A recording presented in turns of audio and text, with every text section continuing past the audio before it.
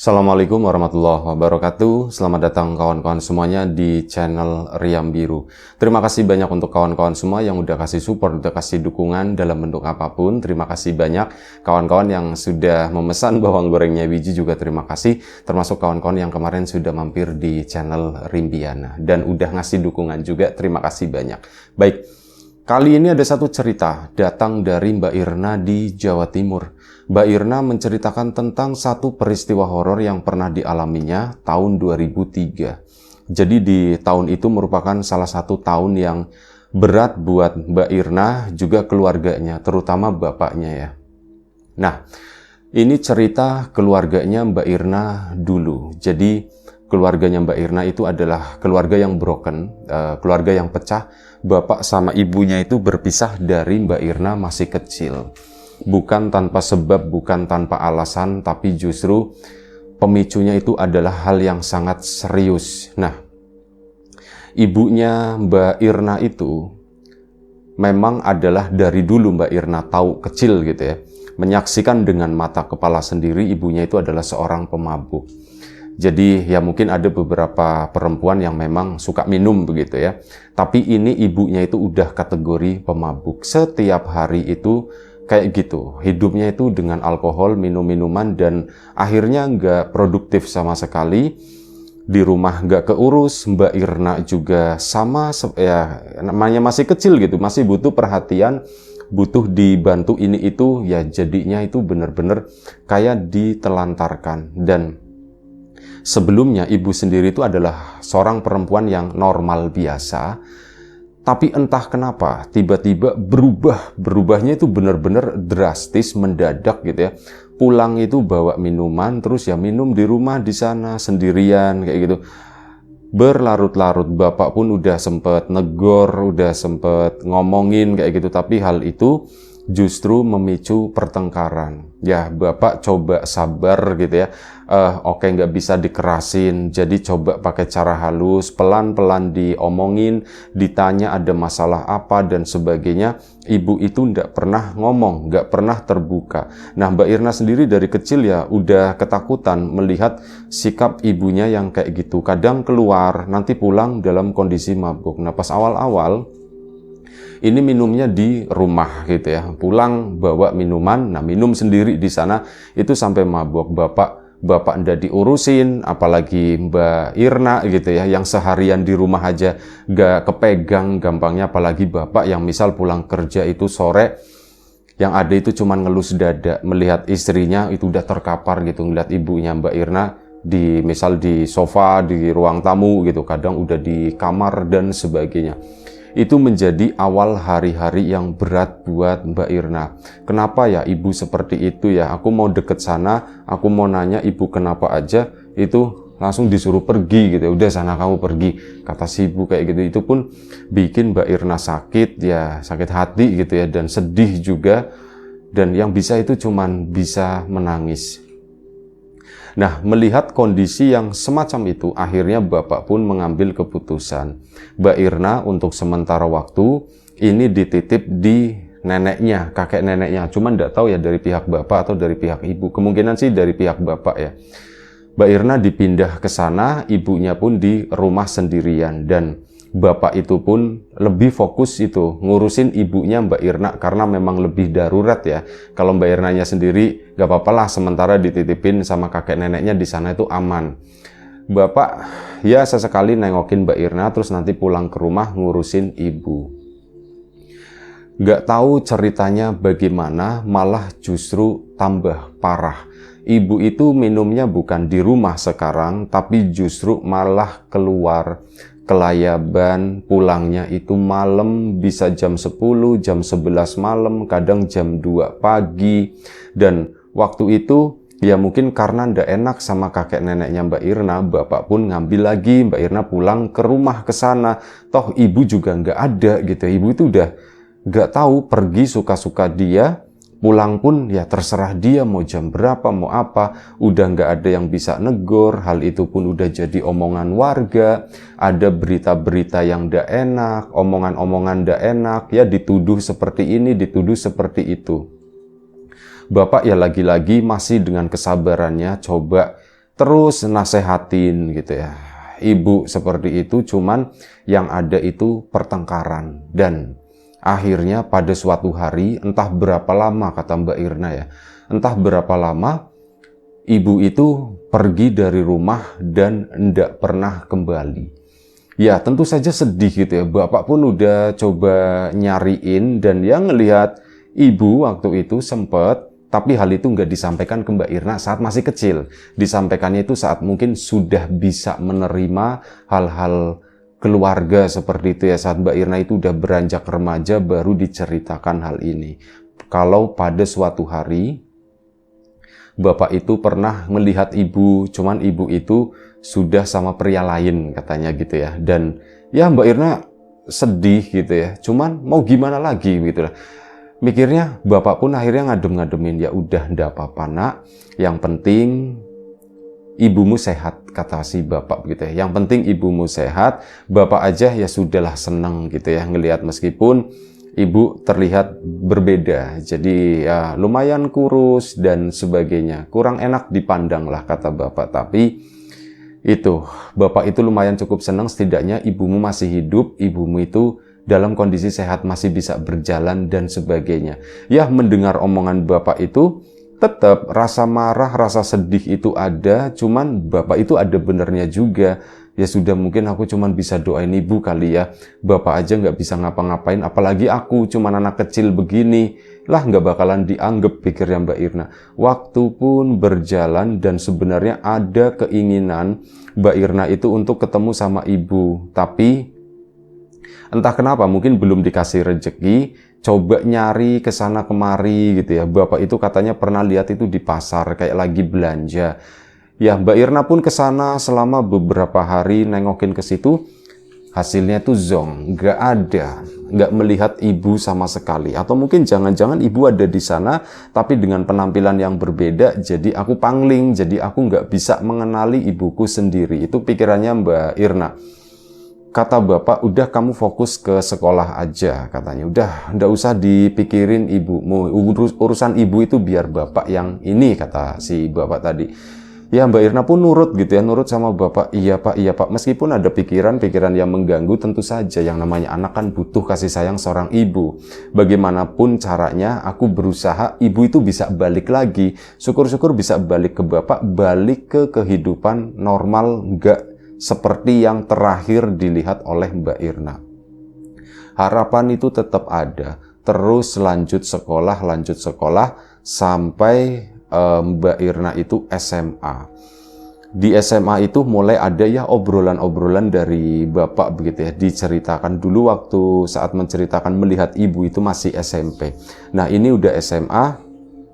Ya begitu Mbak Irna mulai berani mengutarakan apa yang ada yang selama ini dipendam. Pak, udah lama aku nggak ngelihat ibu katanya. Dan obrolan ini pun sudah lama nggak dibahas sama bapak. Bapak itu lebih suka bahas ya obrolan-obrolan umum lah. Masalah kegiatannya Mbak Irna, masalah kehidupannya bapak begitu ya. Pasca nggak ada ibu tentu saja di kantor itu bagaimana, di pekerjaan bagaimana, bapak punya keinginan apa kayak itu. Lebih banyak obrolan seperti itu. Nah ini tumben-tumben Mbak Irna itu memberanikan diri untuk ngobrol atau membuka masalah ibu tadi. Pak, udah lama aku nggak ngelihat ibu dan aku kepengen Pak ketemu sama ibu. Bapak pun ya diem aja gitu kan responnya. Pak, kira-kira kapan ya Pak ya? Kira-kira bisa nggak ya Pak ya? Aku ngelihat ibu lagi katanya. Nggak tahu, aku kangen gitu ya. Mau sejahat-jahatnya ibu, dia tetap ibuku. Dan bapak pun bilang, betul kata si bapak. Betul, kamu memang betul. Mau seburuk apapun ibumu, dia tetap ibumu. Nah, kamu sekarang juga ya udah cukup umur lah segitu untuk tahu hal-hal seperti ini. Kalau memang kamu berniat nyari ibumu, nanti bapak akan bantu katanya. Loh, bapak emang tahu Pak? Bapak untuk saat ini sih belum tahu. Cuman yang bapak pernah dengar ibumu itu memang hidupnya itu pindah-pindah katanya. Ibu pindah-pindah dan ibu itu juga hidup dengan ya beberapa laki-laki lah katanya. Jadi suaminya itu ganti-ganti kata si bapak. Dan ya tentu hal itu menyakitkan gitu ya buat Mbak Irna. Cuman lagi-lagi bapak ya mau bagaimana lagi. Seperti itulah yang dipilih sama ibumu. Padahal bapak itu berlapang dada. Kalau seandainya ibu dengan kondisi yang seperti itu mau pulang ke sini gitu ya. Demi kamu nak, kata si bapak, ya bapak bakal terima lagi gitu ya. Tapi ya dengan satu syarat, ibumu udah pergi meninggalkan semua yang lalu, kata si bapak. Aku juga berharap begitu Pak. Ya Mbak Irna yang ada itu terima kasih karena punya seorang bapak yang sebijak itu gitu ya. Nggak mengedepankan emosinya. Kalau kebayang sakit hati, pasti bapak itu sakit banget dan nggak kalah sakit hatinya sama Mbak Irna. Tapi bapak tetap berusaha positif seperti itu dan akhirnya dibantu bapak, Mbak Irna itu mulai petualangannya nyariin ibu. Bapak pun dibantu sama teman-temannya, informan-informan gitu yang ada di jalanan. Kebetulan bapak itu kenal banyak gitu ya. Entah sopir angkot, entah tukang ngamen, entah orang-orang pedagang-pedagang yang di pinggir jalan. Karena apa? Bapak itu dulu juga bekas kayak gitu, bekas anak jalanan gitu ya. Tapi bukan berarti ini kenal sama orang-orang yang seperti itu gitu. Dan bahkan sekarang kan mereka udah jadi senior-senior gitu. Itu dihubungin semua sama bapak. Aku lagi nyari istriku kan. Oh, istrimu tuh yang kayak gimana ya? Pada lupa gitu kan. Terus dikasih lihat fotonya. Ini fotonya. Itu foto-foto masih muda gitu kan. Nah ini kan waktu masih muda deh. Ya kurang lebih sama lah kata si bapak, nggak beda-beda jauh. Yang jelas sekarang tuh lebih tua, kurus, mungkin nggak enak dilihat kata si bapak. Oh oke, nanti kalau misal ini. Dan beberapa temannya itu ada yang kenal gitu ya, ada yang tahu gitu kan. Cuman memang belum pernah melihat. Informasi sudah disebar. Mbak Irna sendiri dengan cara seperti itu. Misal pulang sekolah sengaja keliling-keliling karena apa? Mbak Irna sendiri itu kan juga kenal beberapa tukang angkot juga gitu. Jadi kayak gitu ikut, Pak aku ikut satu trayek ya, satu putaran. Ya kayak gitu, cuman ikut duduk di depan dan supirnya pun tahu ini anak lagi nyari ibunya. Makanya dibantu ikut aja ke sana gitu. Misal Mbak Irna kan masih pakai seragam, misal ada yang mau naik lagi, mas, mbak belakang aja katanya, belakang aja, disuruh belakang kan biasanya depan itu 2 orang ya, ini udah di booking sama anak ini. Itu keliling ke sana kemari, Mbak Irna pun nggak ketemu, sampai akhirnya beberapa bulan lamanya Mbak Irna pun udah bosan, udah capek, udah nggak menjalankan kegiatan tersebut. Ada informasi dari salah satu orang itu sopir angkot datang ke situ ke rumahnya Mbak Irna. Mas, kata si sopir angkot tadi, manggil bapaknya itu mas, aku ada kabar katanya. Kabar apa ini? Aku ngelihat istrinya sampean katanya. Hah? Ngelihat istri saya? Oh, Mbak Irna kan mendengar itu kan. Pak di mana gitu? Di mana? Tunggu dulu, sabar kata si bapak sopir tadi. Aku ngelihat tapi aku samar-samar katanya. Aku itu samar-samar, bener enggak itu ya? Soalnya ya beda banget. Kondisinya itu kayak gitu kurus dan dia memang dibonceng motor waktu itu. Malam-malam aku mau pulang tapi kok aku sepintas saat dia mau naik sepeda motor. Kok aku kayak kenal ini kayaknya istrinya si ini yang lagi nyariin itu nih. Akhirnya tak ikutin kata si sopir angkot tadi. Sampai ngikutin mas, tak ikutin, beneran tak ikutin. Cuman ya itu tadi, ya namanya angkot gitu, nggak bisa masuk gang. Dia itu masuk ke satu gang di daerah sana. Kemungkinan tinggalnya di situ, kata si Pak Sopir. Ya ini merupakan satu kabar yang bagus gitu ya. Dan Bapak itu tahu daerah itu juga, alamat itu tuh tahu. Ya sudah, makasih kata si itu ya. Nanti coba tak lanjutkan, coba tak cari tanya-tanya daerah sana. Sopir angkot pun pulang dan Bapak sama Mbak Irna pada suatu hari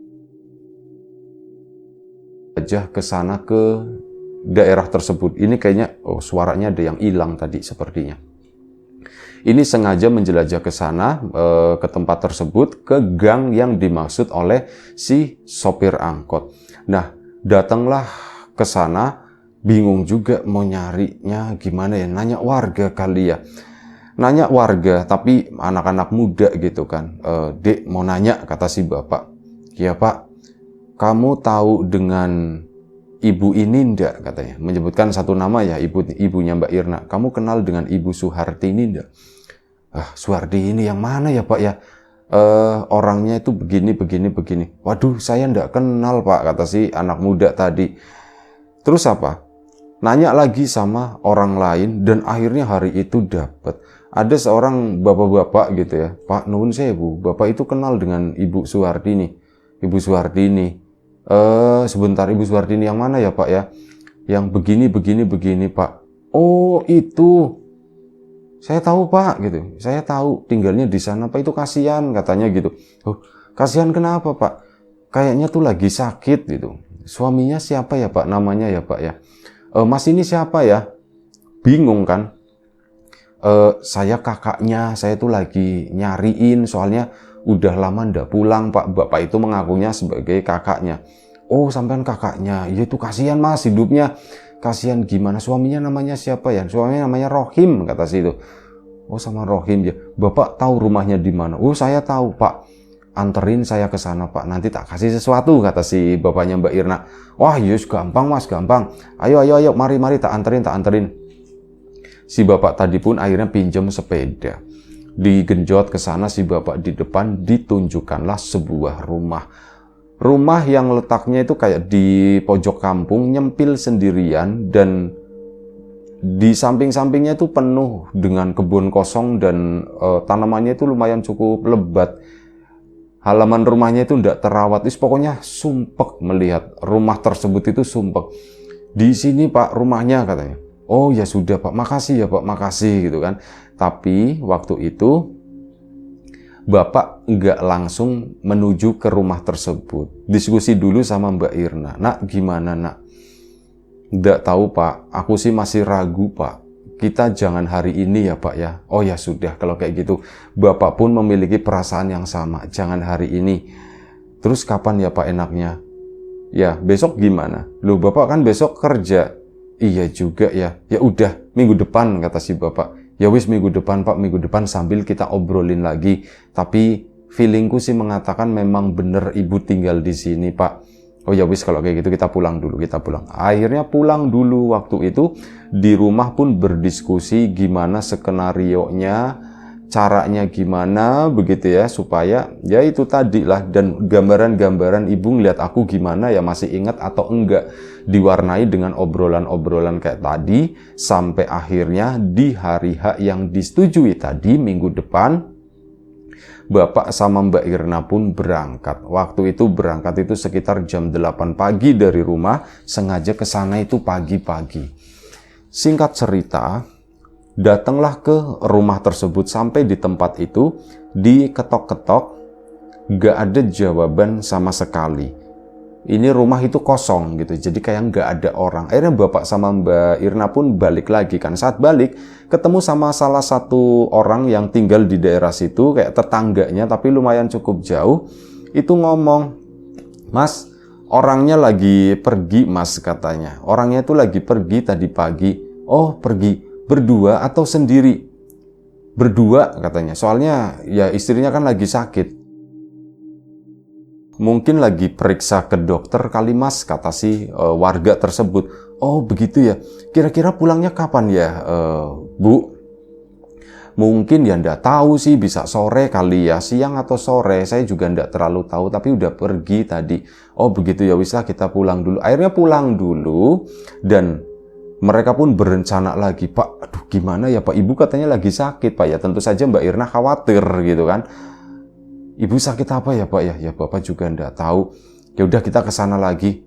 Pak, kita ke sananya malam aja yuk. Memastikan sekiranya Ibu itu udah di rumah Pak. Oh ya sudah kalau kayak gitu, malam. Tapi jangan terlalu malam, 6:30 ya kita berangkat dari rumah. Iya Pak, 6:30 malam selepas sholat maghrib, mereka berdua pun berangkat menuju ke rumah tersebut. Yang memang jaraknya itu ndak terlalu jauh, masih dalam kota. Begitu ke sana, lampu itu kondisinya itu udah pada menyala gitu ya. Artinya, wah ada orang nih. Diketok lah, tek. Kula nuwun, assalamualaikum si Mbak Irna, pakai suaranya Mbak Irna. Tujuannya itu apa? Supaya nggak mengenali suara bapaknya, begitu kan? Kalau suaranya Mbak Irna kan, ibu pasti nggak inget lah suara kecil sama suara gede, udah besar kayak itu kan berubah. Pakai suaranya Mbak Irna, dan ya lumayan cukup lama sampai ada jawaban, iya gitu kan, ada jawaban dari dalam. Dan Mbak Irna itu tahu itu adalah suara ibu, ya yang ada gemeteran, takut gitu ya. Ibu itu kira-kira marah atau gimana. Ini tuh jawab iya, tapi lama banget. Diketok lagi, coba memastikan, tek. Assalamualaikum. Iya sebentar, jawabannya begitu. Oh ya sudah, kita tunggu sebentar, tapi lama. Ada 2 menit mungkin nungguin di situ, sampai ada bunyi klotek. Ini tuh pintu lagi diapain gitu kan? Ini tuh pintu lagi diapain sih? Kok kayak ada tahu sesuatu yang keras itu ngebentur-bentur pintu di sana, sampai akhirnya pintu itu pun terbuka. Nah, saat pintu terbuka, sungguh mengenaskan kata si Mbak Irna. Ibunya dengan kondisi yang benar-benar nggak terawat gitu ya, benar-benar nggak terawat. Posisinya itu tiduran begini, dia tuh bawa tongkat.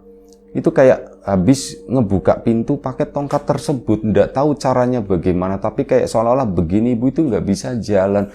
Di situ begitu dibuka, Mbak Irna kan ngelihat itu, Mbak Irna langsung nangis, Bu, gitu kan. Ibunya pun kaget. Hah, kamu siapa? Ditanya sama ibu. Bu, aku Irna, Bu, aku Irna. Di sana ibunya tuh langsung nunduk, nangis terseduh-seduh sampai kelihatan muka bapaknya di sana. Begitu dilihat begini, Mas, katanya, ibu pun kayak malu gitu ya. Bapak pun diem aja. Mbak Irna pun coba membantu ibunya untuk bangun.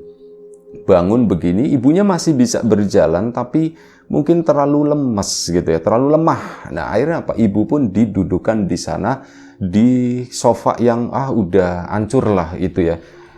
Didudukan di situ, kondisi rumahnya juga ndak baik, bau rumahnya juga ndak sedap. Nah, ibu hanya bisa nangis, minta maaf terus dari tadi ke Mbak Irna, ke Bapak, sampai Mbak Irna pun dikode sama Bapak, udah tenang dulu, diem, jangan ngomong dulu, biarkan ibu meluapkan semuanya gitu. Begitu ibu terlihat lebih tenang, baru bapaknya Mbak Irna itu ngomong, Tin, kamu kenapa sebenarnya? Ada apa gitu kan? Mana suami kamu? Ditanya. Aku ndak punya suami, Mas, kata si Mbak Tini. Kamu ndak punya suami. Terus siapa yang suka nganterin kamu itu? Itu bukan suamiku. Nah, ya dalam hatinya Mbak Irna berpikir ya suami orang mungkin kali ya. Tapi ya apa iya? Suami orang ngurus orang kayak ibu begini dalam kondisi seperti ini kayaknya ya nggak mungkin juga. Apa yang mau dilihat, apa yang mau diambil, apa yang mau diiniin gitu ya. Itu tuh nggak ada tuh. Bu, terus kalau itu suami orang, terus kenapa sama ibu gitu kan?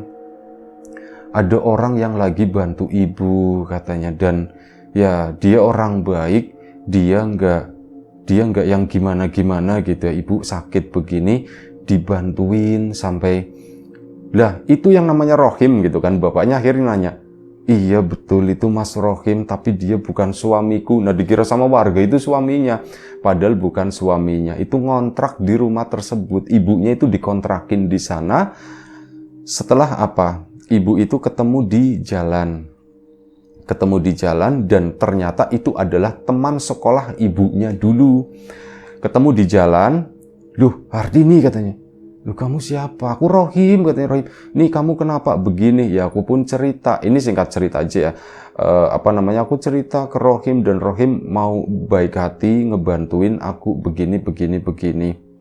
Dia pun cerita tentang istrinya dan sebagainya. Aku ndak enak, tapi Rohimnya memaksa, dan ya seperti itu aku diobatin sama Rohim begini. Ini masih proses pengobatan. Nah setelah itu ibunya itu tiba-tiba berdiri begini, dan benar-benar berdiri di sofa, di atas sofa naik. Ini yang namanya rambutnya kan agak-agak keriting gitu ya. Ini rambut itu tiba-tiba jebrak berdiri ke atas, dan ibu itu cuman melotot ngeliatin si bapak sama Mbak Irna sambil tangannya tuh mohon maaf, kabelnya ketarik. tangannya tuh begini ngebuka gitu ya, kayak orang itu mau nari gitu ya, mau nari Bali seperti itu. Ini tangannya ngebuka, matanya lebar, melotot ke si ini sama si bapaknya.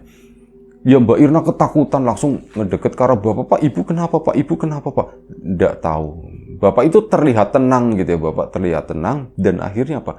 Bapak itu cuma nyentil, ini kan ibunya lagi berdiri gitu kan. Cuma dicetak gitu, kuku ketemu kuku, ibu jari dari ibunya yang berdiri di atas sofa. Itu cuma dicetak gitu. Begitu dicetak, ibunya pun rambut itu turun, langsung dipegang sama bapak kan. Nah, ditaruh di situ. Gak lama setelah itu Pak Rohim pulang, datang ke situ. Pak Rohim pun kaget.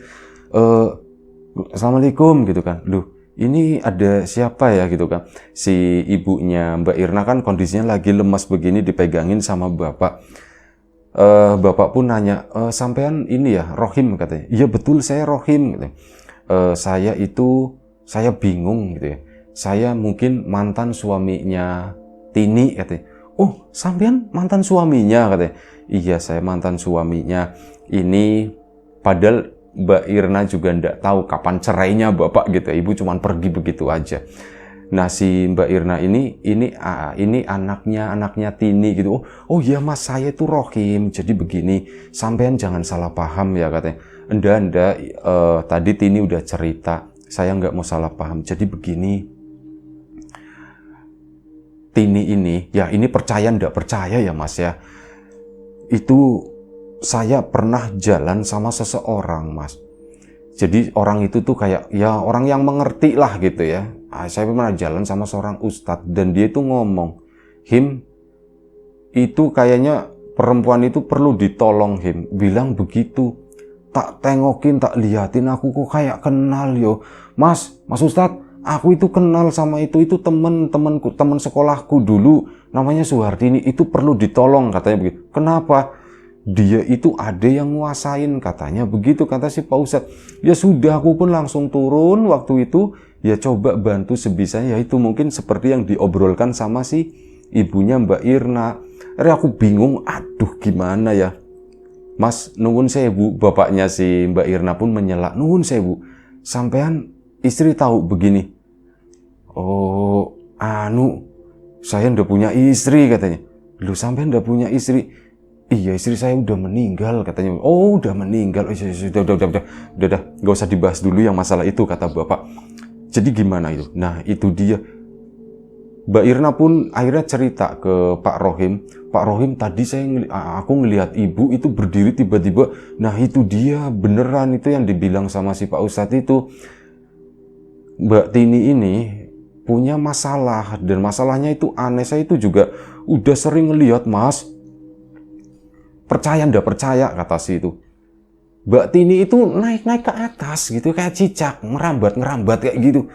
Itu kadang bikin aku ngeri. Aku tuh, ini kalau tetangga tahu gimana gitu ya, mana di sini ngontrak. Saya tuh bingungnya di situ. Saya tuh pengen bantu ngobatin, kata si Pak Rohim. Ya sudah Pak Rohim, gini aja lah. Kita bareng-bareng aja, kata si bapaknya Mbak Irna ya. Dan saya mohon izin mau bawa Mbak Tini ini ke rumah pulang katanya. Oh ya sudah, ndak apa-apa, kata si Pak Rohim. Saya malah senang. Maksudnya setidaknya ada keluarganya gitu, setidaknya ada keluarga. Ya udah, malam itu dibawa pulanglah si Ibu Tini tadi pakai bantuan Pak Rohim. Pak Rohim nelpon temannya butuh mobil gitu kan. Akhirnya dibawa mobil, dibawa pulanglah ibunya Mbak Tina itu ke rumah. Saat di rumah sana, ini ibunya udah mulai sadar gitu ya, dan ya lagi-lagi di situ ada Pak Rohim, ada suaminya, ada Mbak Irna juga, cuman bisa menangis. Tapi bapak lagi-lagi, Tini, kami sudah memaafkan, kami sudah melupakan semua yang pernah terjadi sama kamu, sama kita-kita, begitu ya, apapun itu, sesuatu yang menyenangkan, sesuatu yang menyakitkan terutama, itu sudah kami lupakan. Jadi udah, kamu ndak apa-apa, kamu nggak usah merasa nggak nyaman atau apa. Sekarang adalah bagaimana kamu bisa sembuh, katanya begitu kan.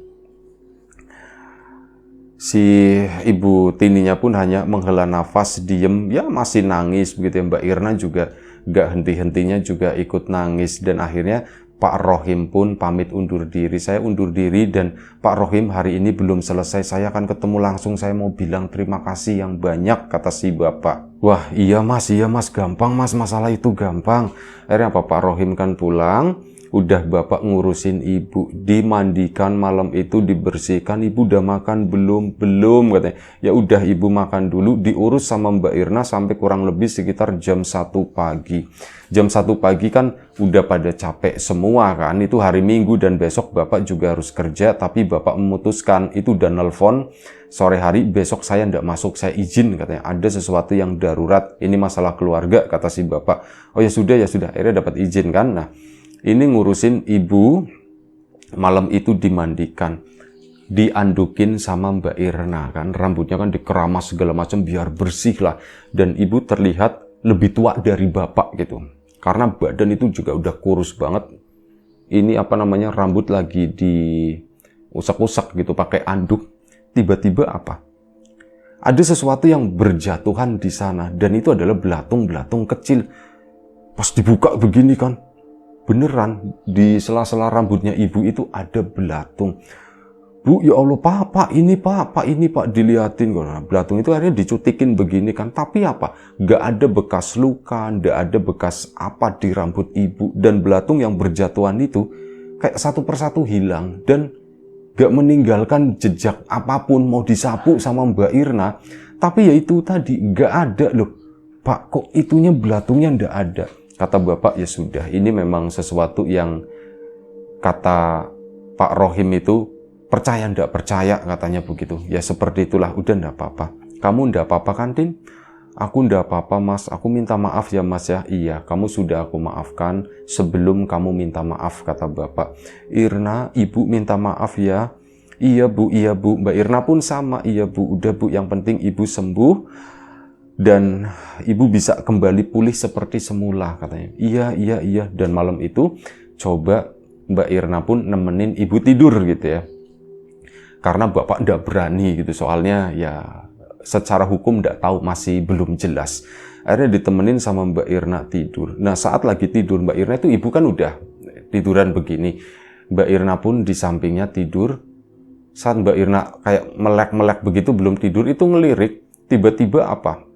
Ibunya itu udah tiduran begini miring, kepalanya disanggak pakai tangannya, ngeliatin ke arahnya Mbak Irna, dan dia tuh nyengir sambil melotot gitu ngeliatin.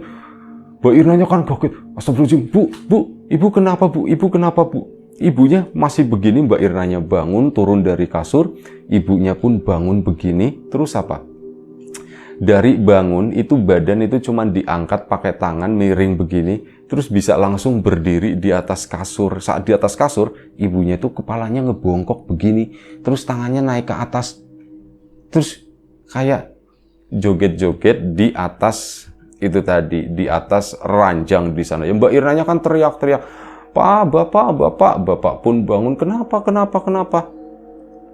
Ibunya kayak gitu lagi joget-joget seperti astagfirullahaladzim, yaudah Irna kesini, dia keluar aja, dan ibunya tuh turun ke bawah ke kasur, itu nari-nari terus, nyampe di ruang tengah, menyeramkan, kata si Mbak Irna itu, bener-bener ibu itu serem banget, sampai apa, ibu berusaha naik ke atas, mau ke tembok begitu kan, cuman dipegangin sama bapak. Tini, ingat, balik lagi ke sini, balik ke rumahmu, kamu ditungguin sama Irna. Seketika itu ibunya itu diem aja begitu kan, dan nengok ke belakang, Irna gitu kan, sama Mas, aku kenapa, dibegitu. Udah, kamu ndak apa-apa, yuk, istirahat lagi.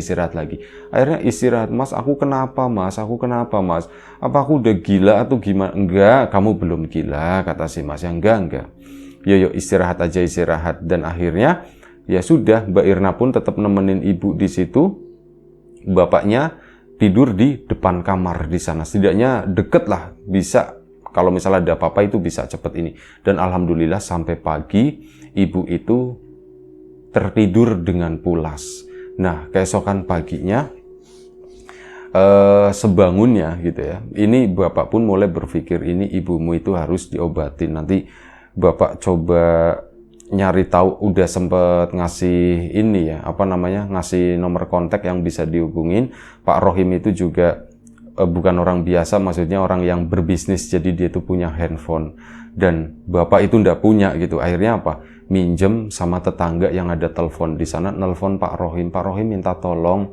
Oh ya siap, saya ke situ. Akhirnya ke situ sama si Pak Ustadz. Nah sama si Pak Ustadz pun memang rencananya, dan ini katanya lebih mudah. Mereka berdua datang kan, dan kata Pak Ustadz tadi, ini lebih mudah karena memang sudah ditemukan keluarga aslinya. Dulu Mbak Tini ditanyain siapa suaminya, rumahnya di mana, itu ndak pernah ngasih tahu. Dan sekarang ini karena udah ada suaminya, udah ada anaknya, ini gampang. Tolong nanti dibantu Mbak Tini, minta tolong ya katanya. Iya, ibunya Mbak Irna pun cuman iya doang. Akhirnya tidurlah ibunya Mbak Irna tadi. Cuman kali ini memang bukan dipocongin, enggak. Jadi pakai kain kafan, diselimutin, sama di atasnya itu dipakein kayak kerudung begini, ditidurkan di ruang tengah di sana. Prosesinya malam hari, berarti malam Selasa. Nah, saat di prosesi tersebut, ya seperti ritual-ritual kayak orang ruqyah atau apa, Bu Tini pun disuruh merem gitu kan. Nah, saat sudah merem, Bapak sama Mbak Tini itu disuruh manggil-manggil. Kamu biasa manggilnya apa? Aku biasa manggilnya Ibu. Sampean Mas, aku biasa manggilnya itu Tini gitu. Ya sudah, panggil dia sampai dia itu bangun. Akhirnya apa ya dilakukan? Bukannya nggak tidur gitu ya. Bu, tapi ibunya tuh diem aja, nggak bangun. Bapak pun Tini gitu kan. Pak, panggil lagi, Pak, suruh pulang ke sini. Coba lihat jalannya, ikuti suara ini kayak dipandu sama Pak Ustadz tadi. Ya kayak gitu. Bu, ini Irna, Bu. Ibu ikutin suara Irna, Bu. Kesini, Bu. Ikutin terus. Gak putus ngomong Mbak Irna gitu. Sampai kurang lebih sekitar setengah jam, tiba-tiba ibu tuh kayak orang kaget gitu. Kayak terbangun, terengal-engal, bingung gitu. Pak gitu kan, manggil suaminya gitu. Pak, aku di mana? Ditanyakan. Kamu udah di rumah. Udah, kata Ustaz. Alhamdulillah. Mbak Tini udah pulang. Aku beneran udah pulang, kata. Iya. Ibu ini udah pulang ke rumah. Ini udah ketemu sama anaknya Irna, udah ketemu sama suaminya gitu ya. Dan akhirnya sudah dari situ, alhamdulillah, singkat cerita aja, ibunya Mbak Irna pun sembuh, dan sekaligus ngurus itu tadi, pernikahan lagi lah kayak gitu, kayak nikah lagi, nggak tahu lah wis pokoknya kayak gitu ya. Akhirnya ya balik lagi berkumpul ibu, Mbak Irna sama bapaknya. Satu pertanyaan yang belum terjawab sampai sekarang itu adalah, kenapa ibu sikapnya dulu berubah drastis menjadi seorang pemabuk? Secara drastis itu belum terjawab kenapa, tapi awalnya ibu sempat cerita. Jadi waktu itu ibu ketemu sama seseorang, ibu ndak kenal gitu ya, ibu bener-bener ndak kenal. Ibu itu diajakin ngobrol, terus apa? Ibu ditepuk pundaknya, dipegangin terus begini, perempuan juga. Ibu itu udah begini-begini ndak mau, tapi dipegangin terus sampai dinyet, nyampe sakit ini di pundak. Terus udah, habis itu ndak tahu ibu kok bawaannya, padahal ya ibunya Mbak Irna nggak pernah minum-minum seperti itulah, nggak pernah. Ini tiba-tiba kayak gitu kan, bikin aneh. Jadi hawanya tuh kepengin gitu ya, nggak tahu kenapa aku tuh bawanya tuh pengen banget, dan nggak bisa. Setelah itu nggak tahu, pikiranku udah rusak. Aku itu nggak banyak mengingat, kata si ibu. Bener-bener kejadian-kejadian itu tuh ibunya Mbak Irna itu nggak terlalu banyak mengingat. Nah, siapa perempuan itu, kenapa dia melakukan hal tersebut, itu nggak pernah tahu sampai sekarang. Bahkan nanya orang yang bersangkutan, Pak Ustadz yang membantu menyembuhkan itu pun sama, nggak tahu, itu nggak tahu, bener-bener nggak nggak kepegang, nggak keraba, nggak kejama sama sekali, kata si Pak Ustadz. Dan yang terpenting itu adalah Mbak Irna bersyukur, alhamdulillah setelah sekian puluh tahun ibu pun kembali lagi, setelah sekian belas tahun gitu, ibu kembali normal, kembali ke keluarga, dan ya sampai sekarang alhamdulillah ibu itu masih sehat. Itu aja satu cerita dari Mbak Irna di Jawa Timur sana. Terima kasih banyak Mbak Irna ceritanya. Kawan-kawan di rumah juga terima kasih banyak atas support dan dukungannya, apapun itu, kawan-kawan subscriber, kawan-kawan membership, kawan-kawan yang udah kasih support dalam bentuk super thanks ke Riam Biru, terima kasih banyak. Kawan-kawan yang udah ngasih like, udah nge-share ke yang lainnya, kawan-kawan yang udah ninggalin komentar juga terima kasih banyak. Doa terbaik dari kami untuk kawan-kawan semua, semoga selalu diberi kemudahan dalam hal apapun, termasuk kemudahan dalam hal rezeki. Yang sakit segera diberi kesembuhan, yang sehat tetap dijaga kesehatannya. Sampai jumpa di episode selanjutnya Riam Biru, jaga kesehatan kawan-kawan semuanya. Assalamualaikum warahmatullahi wabarakatuh.